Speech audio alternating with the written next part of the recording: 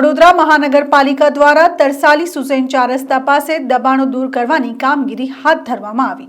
વડોદરા મહાનગરપાલિકા દ્વારા ગેરકાયદેસર બાંધકામો સામે લાલાંખ કરી વડોદરા શહેરમાં અનેક વિસ્તારોમાં ગેરકાયદેસર દબાણની સામે પાલિકા તંત્ર દ્વારા દબાણો દૂર કરવામાં આવતા હોય ત્યારે આજ રોજ તરસાલી સુસેન રોડ પર પાલિકા દ્વારા તંત્ર દ્વારા પીળા પટ્ટા મારવામાં આવી રહ્યા છે, જેને લઈને દબાણ શાખાની ટીમ ત્યાં પહોંચીને સ્થાનિકો દ્વારા વિરોધ અને દબાણો દૂર કરવા માટેની વિરોધ કરી રહ્યા છે।